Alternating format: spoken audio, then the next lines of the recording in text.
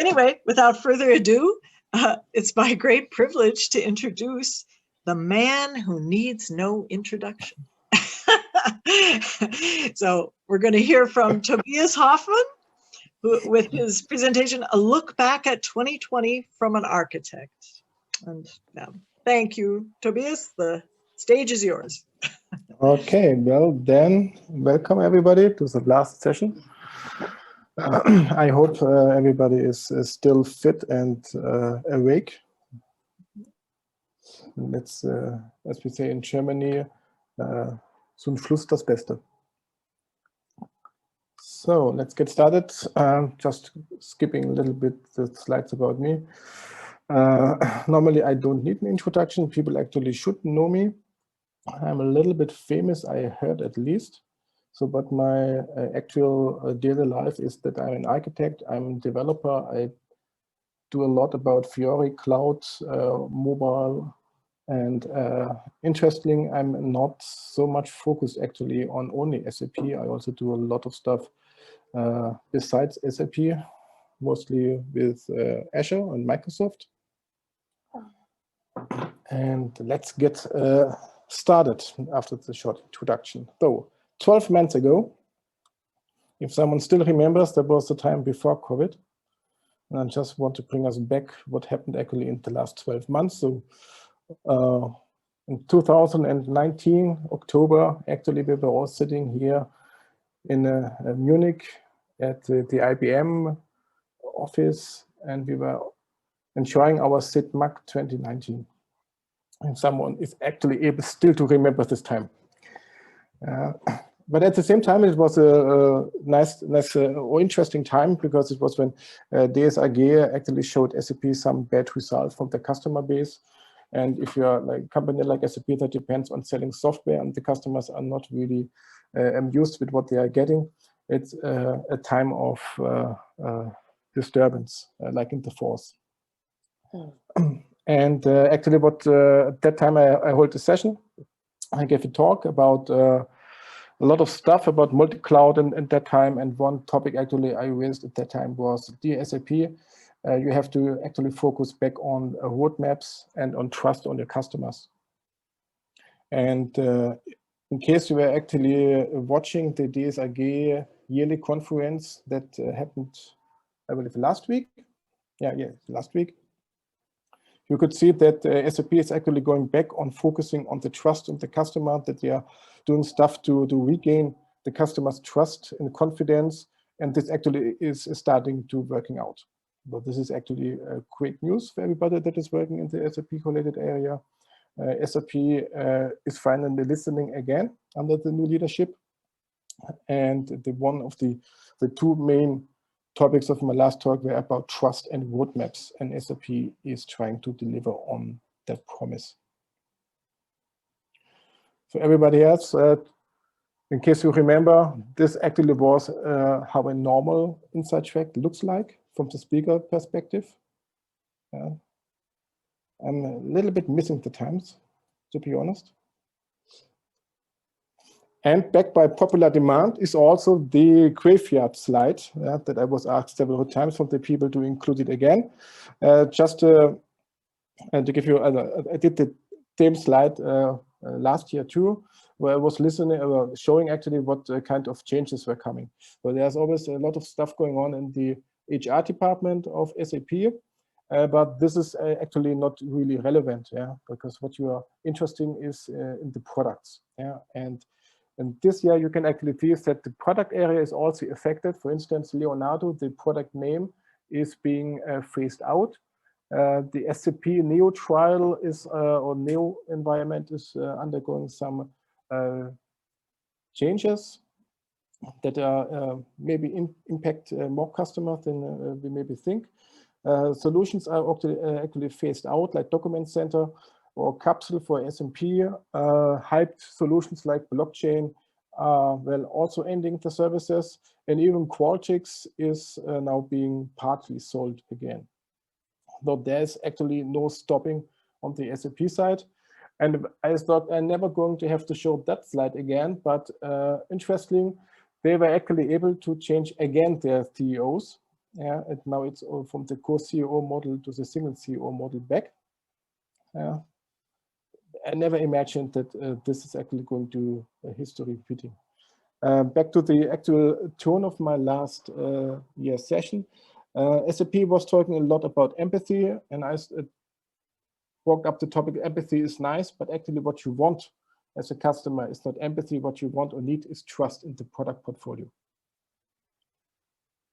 And this was also picked up by the board from SAP. They had afterward the Capital Market Day, and they were emphasizing a lot on trust actually. So dear people, dear customers, trust us. We are going to deliver, trust us. We're going to refine our product portfolio, trust us. We are going to have roadmaps and so on.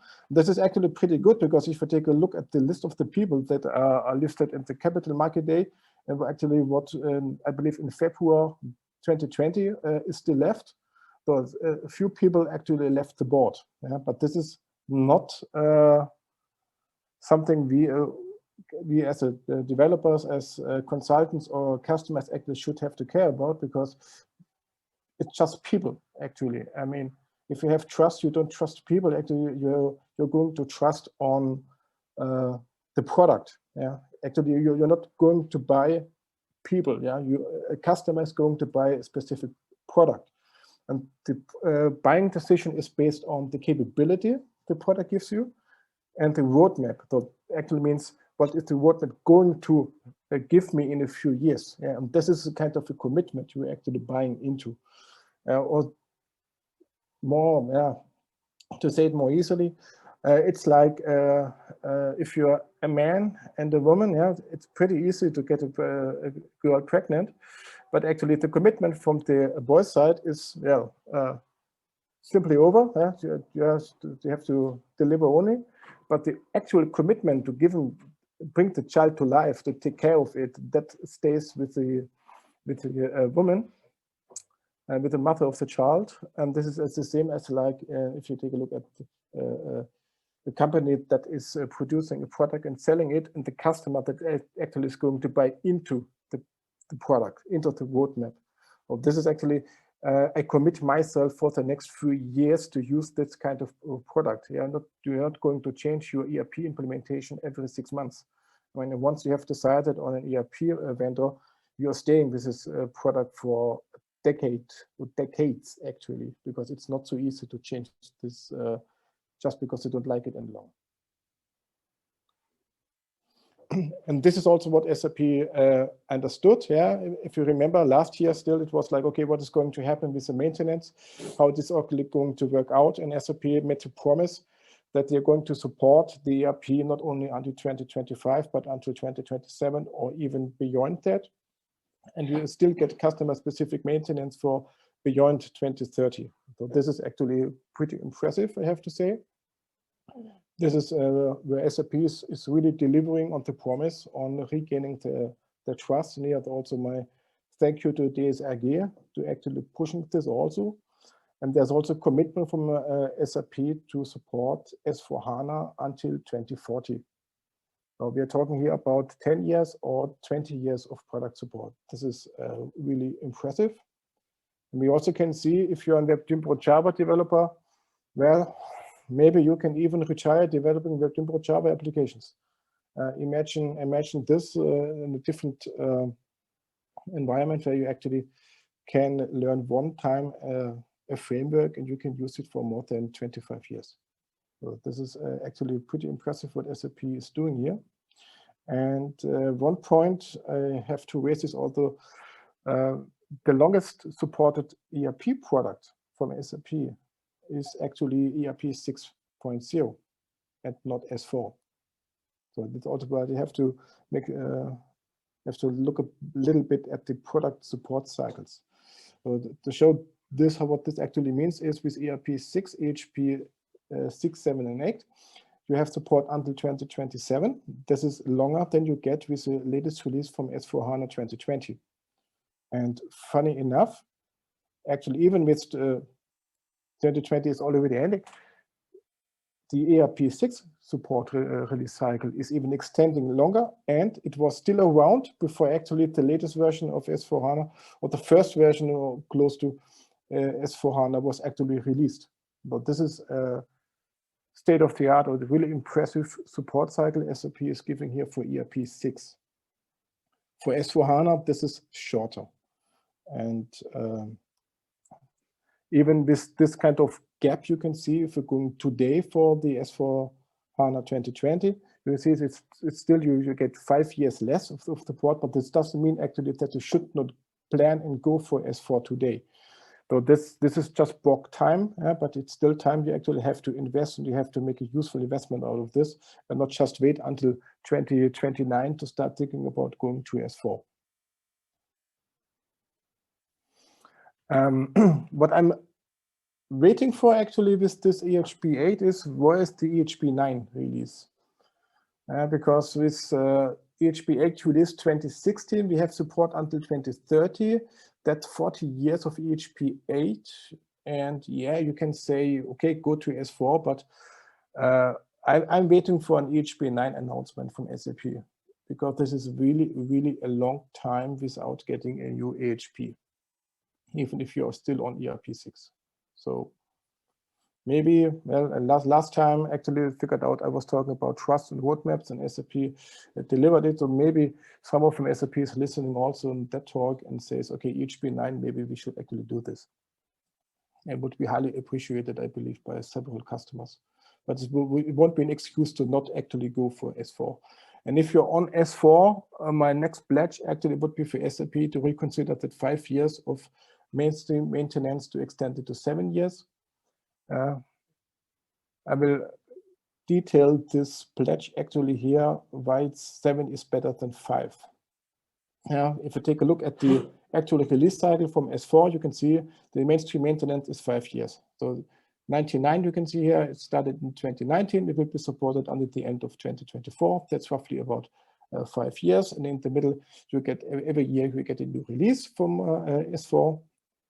I heard once we have actually managed to go to S4, this kind of release cycles is like an update between enhancement package, a little bit more difficult it seems to be, but it's not as a pain in the ass as a first S/4HANA go live should be.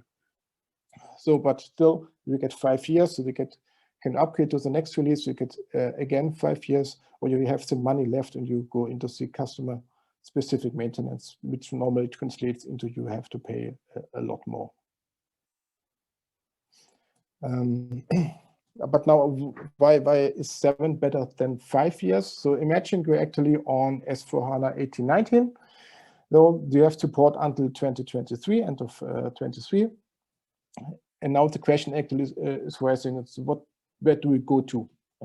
As you can see, there are several other releases available until 23. You can choose from. You may even go to 99 or 2020. In reality, actually, you would say, okay, until 2021, everything is okay. 2 years before, you may be thinking about, okay, what to do, should we upgrade or not, maintenance or customer-specific maintenance. And in the last year, actually, time is running out, and you have to decide where you want to migrate to. In normal projects, actually, you start a little bit earlier than in the last year, because you never know if the project is actually going to work out without a problem. So you will start a little bit earlier. Then you can see which release you can actually go to. You won't go to a very old release, so you want to pick up something new, like 2021. So if you start in the middle of 2021, you will go to S/4HANA 2021, more or less, and then you actually have still again, what is it, 1 to 2 years to use it, and then you start again into this is fine phase and it's a lost call phase. And this continues actually, it's a rolling update in that case with every 3 years, where you actually have to decide where you want to go to. And this gives you more or less 2.5 years, 3 years at max of peace. Of course, you can also stretch this kind of release cycle to close to 3.5 years. If you're really on the edge, maybe to 4 years of peace, where you're actually not working and preparing your team for an update. And that's what I mean with 7 would be actually better than 5, because this years of peace you get after you've done one big go bang upgrade migration simply is longer. And this kind of peace you actually gain is important, because the good old days are over where SAP was like the middle or the center of the IT landscape and the budget and the overall area of where the money and the budget actually was available. No, the corporate IT, yeah, was pretty big. SAP was the largest part out of it. The pressure is rising around it, and actually, if you turn up, and it's like, okay, the SAP part is shrinking. Yeah, other aspects are actually gaining more and more impact. For instance, IoT scenarios, it gets more into end user aspects where you have to say, okay, we have to roll out applications pretty fast for end users, marketing applications, and so on. And normally you could do this, you can do this with SAP more or less, but the other vendors are actually pretty good at it. For instance, Salesforce is pretty good at the CRM. SAP also has a CRM solution, but the marketing money in that case normally is going to the marketing department, but not to the SAP department, because it's not an SAP solution. And this is where what I call the fight for resources is actually starting. But you have the companies, you have line of business, departments, teams. Everybody actually has to perform. Yeah, there's some kind of pressure to perform, to do better, to innovate, to deliver new solutions, and to help the company actually to grow. Specifically now with Corona, I mean, if you're not able to offer services online to excel actually on the customer experience, you will have problems to survive in the next years, because there's simply no much space left to, where you not can excel and do the best for your customers. This also means there are more projects, there are shorter go-to-market cycles. The projects where you are sitting down and designing a project in the app on the whiteboard, and it takes you 3 years for the first MVP to go live. This time is over. You have seen also Søren's presentation where it was like rap on speed. I mean, you have to be fast today. You have to deliver applications at a high quality in no time. And really, this is also really different time actually we are in today. Yeah. You also have seen the presentation from the Microsoft guys on Azure. If you take a look at what other companies are actually doing at this time, it's incredible. I mean, Teams before Corona had, I don't remember the numbers, 30 million users, and now it's like on double or triple times of the users. And this actually leads to the IT portfolio Darwinism, because what we have actually is 3 major blocks. We have people, money, and time. Those are your resources we have to fight over. I mean, you don't have millions of people available. You don't have unlimited money available or unlimited time. So these are constraints you have to deal with. This is a limited resource. And before, actually, like 20 years ago, 15, or maybe even just 10 years ago, this was really much in SAP IT department's hand. Yeah, today this is actually shrinking. The importance of the SAP teams inside the companies is shrinking. Functional teams are gaining more attraction. They have more projects. They have more money to spend, and they are actually going to look out what is available for the resources. And suddenly you can actually see that the importance of SAP is shrinking. You get maybe less people, less time, less money, but you still have to actually take care of SAP upgrades. You have to support, you have maintenance, you have to pay for licenses, you have to train your people. SAP training is not for free. You have to pay for it. It takes time. And you also have SAP cloud topics. Actually, you have to go for something new to learn, something new to set up. So you still have a lot of resources to spend on this kind of base stuff. And at the same time, companies are doing innovation stuff. Yeah, so you can see like, oh, they are going for teams, machine learning, artificial intelligence, field service solutions, new cloud solutions, and so on. And this money is in time and resources are shifting to different departments, normally a little bit away from SAP. And this is where this kind of 2 and 3 years actually gets important, because you have this fight over the resources. Yeah, each upgrade you actually do is binding this kind of resources. So you can't simply upgrade to the next AHP and saying this is a no effort task. Yeah. You have to find people you have to find the developers, the testing, prepared systems, and so on. And this consumes these resources. And if these resources are actually bound to the boring task like updating, you can't innovate. Yeah, and if you don't innovate, yeah, you're out of the race, and then suddenly you wake up and you find out, you figure out, okay, all my SAP stuff is just the back office part. Yeah, we're now doing only invoices, we're only doing general ledger, and that's it. That's a little bit, yeah, not enough actually to justify still SAP a project on a larger scale at any customer. So if I take now a look at the cloud, when you have some project, you have a manager, you have an architect, how actually they are going to figure out what to do. The easy part is your architect is taking a look at the standard solution. Oh, this is a problem already solved. He's taking that kind of standard. So once solved, that's it. If it's something new, normally that person goes to the team and asks, hey, what do you think? What can you actually do? Yeah, what is your knowledge? What are you up to? And then these people are going to say, I can do it in SAP, I can do it maybe on Amazon or on Azure or on Google, Alibaba, or something else. Then you take also a look at the money that will cost you at the time to implement it, then you have a product. Yeah, and the tricky part here is once defined, yeah, this turns into your standard. So if you are a solution for customer invoicing, you have seen it with Jörg's Brandey's presentation.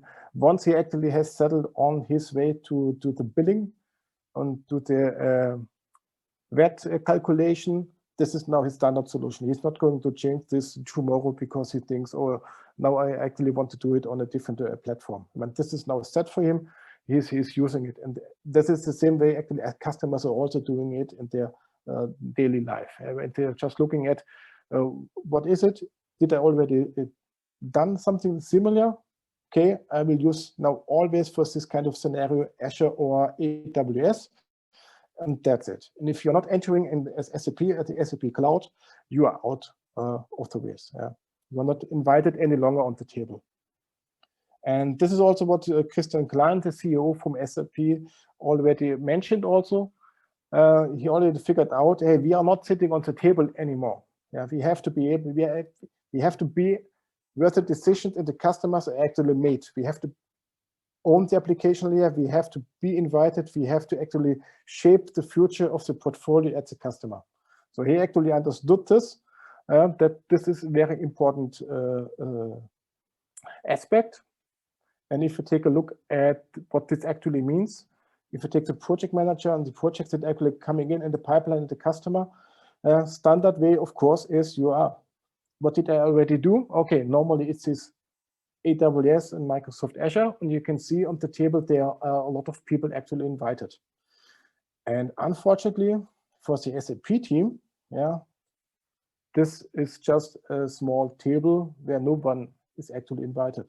So what you get invited there is the classical SAP internal team that already always have done SAP stuff, but they are not invited to the cool stuff, to the new projects. These are actually happening in a totally different area, and sometimes they are not even aware. And to make also sure that there is still people actually going to be invited, that there is innovation actually happening. This is where this additional time that you can actually gain with the support cycle would be a little bit longer, but you don't have to stuck with a typical daily work where you actually have free user resources to spend on the new and cool stuff that bring new projects, new ideas, new solutions on your table, on the SAP table actually. Yeah, this would be really great and appreciated. And one of these consequences is actually you can innovate with SAP for sure. I mean, it's still one of the largest ERP companies, and it's widely used, and companies actually are super happy. But at the same time, the new stuff, the new cloud solutions are moving away from SAP and going to the cloud on the big hyperscalers. And one of the reasons is also that you simply cannot put an SAP or SAP solution on the table. It's simply not doable. The people don't know it. Yeah, all these developers, architects, and so on, they are not familiar with the services. They have no experience. They don't know how to use it or what is actually available. And one of the reasons is that there is no free tier. Yeah, there are 3 blocks actually you can read through with a little bit more information on that. But the missing free tier actually, it's a problem that SAP is not invited any longer on the table. And if you're not there, as Christian Klein, the CEO, said, you're actually losing the game. So what else happened? There's some news about the SAP application, the cloud application programming model, short CAP. First of all the hype is actually about the Node.js flavor from CAP. The Java flavor is more or less irrelevant in that regard. I'm not even sure if there is a solid SAP module or application that uses the Java flavor. Maybe someone heard of it. I'm still missing some information here. But everything that is actually causing this community going crazy and enthusiastic is the Node.js flavor. Also for the waffle that was done earlier now with the quiz. CERN was using ABAP. I would prefer to implement it actually in the JavaScript flavor. CAP is actually pretty cool. First of all, it makes SAP also cool. Finally, SAP is cool again. Unfortunately, we are still not playing with the cool kids. So we are cool, but we are not playing with the cool kids. Let's see if we can make a turnaround here in 2021. Gregor and Volker are doing some pretty impressive work with CAP and the database driver for PostgreSQL. CAP on Kubernetes is a must-have if you don't want to actually be singled out, because with this also table stuff and architect and looking at this team, nobody actually knows Cloud Foundry. If you're talking with the non-SAP developers, Cloud Foundry is unknown. They are working with AWS. They know what services are available there. They know Kubernetes, but unfortunately, they are not knowing Cloud Foundry. This is also one of these problems where you actually not being invited on the table, because you have a product that depends on the solution stack they are not familiar with. But let's see, maybe we can bring CAP also to the non-SAP developer community. CAP on Azure as a service, as a template would be nice, on Google, on AWS. There was also a recap event, also impressive actually to pull this off with a solution that was unknown 2 years ago, more or less. And all this work actually that they are doing is also to free CAP, because today it's pretty much aligned with SAP strategy, but the SAP strategy is not always the best strategy for a product. So let's see how this is actually going to turn out. But just showing you a slide from last year, also from my presentation about CAP. This is actually why CAP has possibilities, why it actually can be pretty cool. Because you can, of course, you can run it on HANA, but if you do it right, and that is what Volker and Gregor and the other from the community are doing, you can also connect it to a different database. And if you are able to connect it to a different database, you may also able to either run it completely on Kubernetes with a stateful application, or you can use the open service broker and connect it to a different kind of database. This is actually where CAP would actually add a lot of value to any architect that needs to implement an application. You get the data model, you get enterprise features out of the box. It has draft handling. You can annotate it. You already get a simple but really powerful UI implemented with Fiori elements. So this is pretty amazing, actually. Let's just hope that 2021, Volker and Gregor and the other ones from the community can continue what they are doing. Those, if you have some spare time and know how to develop, support them. Unfortunately, my time is a little bit occupied. But what else happened in 2020? Events. I'm not sure if someone of you actually attended Sapphire Now. If not, I can tell you one thing, it was a complete disaster. Just let me quote someone else, free-floating Christian Klein. And I still believe the business case may be nice that you can actually order a Porsche Taycan online and get everything delivered and so on, but you don't order a car that costs around 150,000 euros while people actually are dying in masses around the world. But you can watch the keynote live if you want to. It's pretty much a video they made with some streaming software, and you can see a lot of hearts and smileys popping up. Total disaster. But there will be SAP TechEd, and beginning first week, I believe, of December. Good thing is it can't be worse than Sapphire Now, but this will actually be better. And it's free. It's a 48-hour event, sessions and workshops. Go sign up. It's for free. It can't be a total waste of your time. It's impossible to repeat Sapphire Now.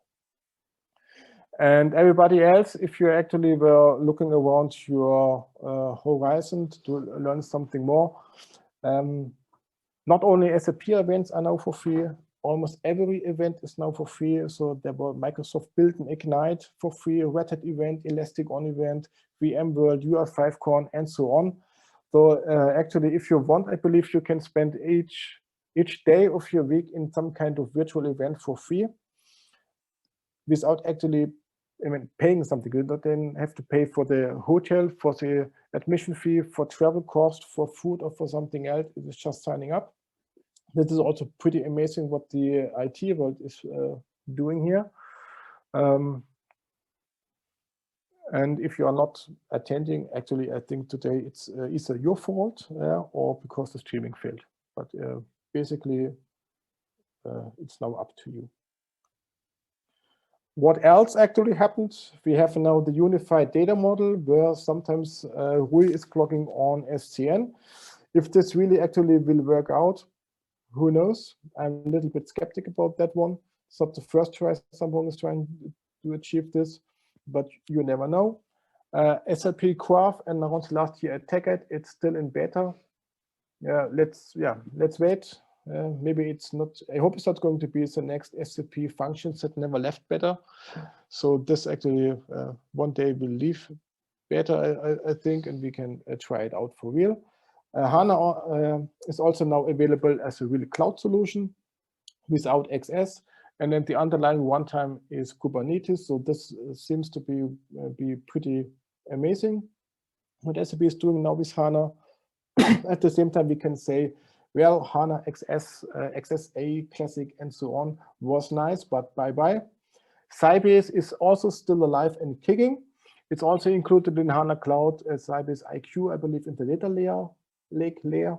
So still a database no one knows about really, but it's still there. Cloud Foundry, well, what to say? Even the founders of Cloud Foundry are more or less abandoning it. For SAP, it's still the best thing since sliced bread. Okay, let's see what's going to happen with Cloud Foundry. I can only remember myself. Sorry. When you come to the table with other developers and architects, and you say you have your solutions that run from Cloud Foundry, they are looking at you like you are talking Chinese, and it's like, yeah, I'm sorry, but it's running on Cloud Foundry. It's not the cool kid any longer. Sorry, but SAP is also supporting heavily Kubernetes. So let's see how this actually is going to work out.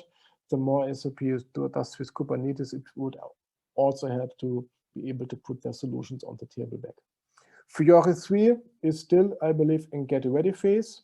So from time to time, you can see a blog where they are updating some libraries, some CSS themes. Yeah, let's wait. Maybe in 2 years, this Fiori 3 is really ready and completely implemented. Fiori front-end server. We have now the front-end server 6.0 supported until 2027. There won't be a Fiori front-end server 7, as I was informed this year at the DSIG Technologietage. So that means actually you are stuck until 2027 with FES 6, because the FES 2020 is only for S4 systems. Yeah, you can do this. I don't think it's very nice, but that's how it actually is. SAP Mobile, people is changing to low code, to MTK. Forget native, forget hybrid, forget everything else. Low code MTK is now the hypest kit in town from SAP Mobile. SAP also developed the Corona One app, and everything is now virtual, and this actually worldwide. So if you wanted to, you can change, attend an SAP online track in the US. I'm not sure if there actually is an SAP online track in the US, but if there is one, you could. And everybody is now sitting in home office, and I like it really much sitting in home office, but it also is a pain in the ass.